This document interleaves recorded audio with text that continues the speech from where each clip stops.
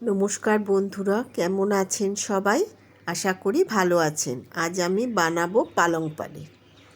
পালং পানির বানানোর জন্য প্রথমে আমি কড়ার মধ্যে একটু গরম জল করে পালং শাকটা একটু ভাপিয়ে নেব। জলটা ফুটে উঠলেই অফ করে ঢাকা দিয়ে রেখে দেব কিছুক্ষণ। পালং পানির খুব কমন রান্না, শীতকালে মোটামুটি সবাই করে থাকেন, আর এটা খেতেও খুব ভালো লাগে। এই যে জলটা ফুটে উঠছে, এবার গ্যাস অফ করে আমি এটা ঢাকা দিয়ে রেখে দেব।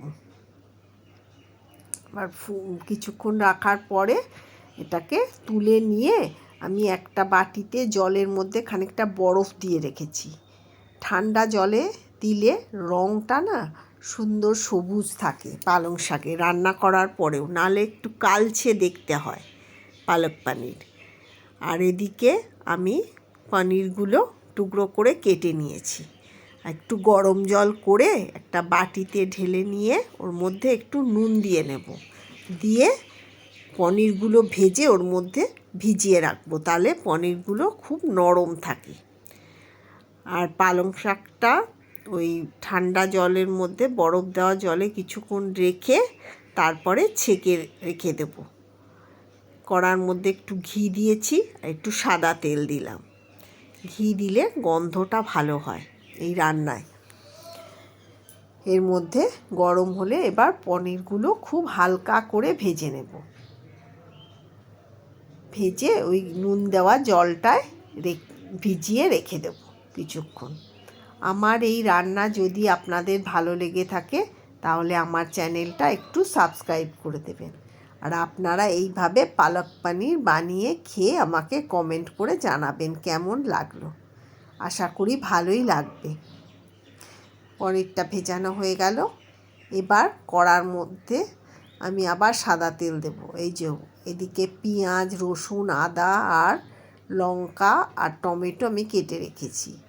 এবার কড়ার মধ্যে একটু সাদা তেল দিয়ে ওর মধ্যে জিরে ফোড়ন দেব, দিয়ে ওই কেটে রাখা পেঁয়াজ, রসুন, আদা, লঙ্কা, টমেটোটা দিয়ে হালকা করে একটু ভেজে নেব।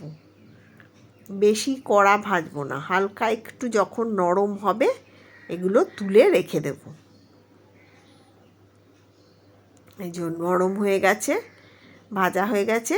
এদিকে আমি পালং শাকটাও ছেঁকে রেখেছিলাম, ওগুলো একটা মিক্সিং জারে পালং শাকটা নিয়ে আর ওই পেঁয়াজ রসুনগুলো ভাজা দিয়ে একসাথে একটা স্মুথ পেস্ট তৈরি করে নেব। এর মধ্যে কিন্তু আমি নুনটাও দিয়ে নিয়েছি, একদম দিয়ে আমি পেস্ট করে নেব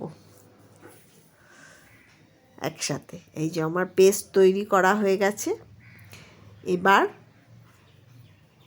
আমি ফ্রেশ ক্রিম নিয়েছি একটু, কড়ার মধ্যে আবার সাদা তেল আর ঘি গরম করে আমি ওই পেস্টটা ঢেলে দিলাম, মশলা সহ পালং শাকের পেস্টটা দিয়ে নাড়তে হবে কিছুক্ষণ। যখন কাঁচা গন্ধটা চলে যাবে তখন ওর মধ্যে 1 চামচ জিরে গুঁড়ো, 1 চামচ ধনে গুঁড়ো দিয়ে আবার খানিকটা নাড়ব।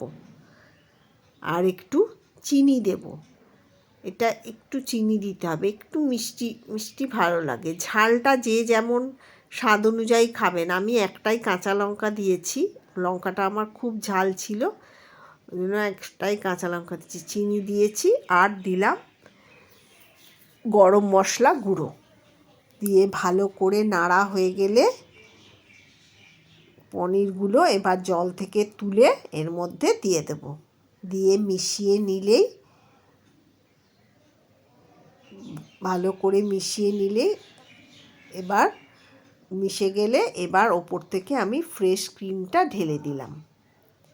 দিলেই আমার পালক পানির রেডি খাওয়ার জন্য।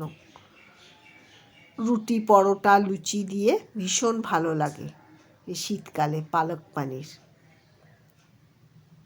এবার শুধু খাওয়ার অপেক্ষা।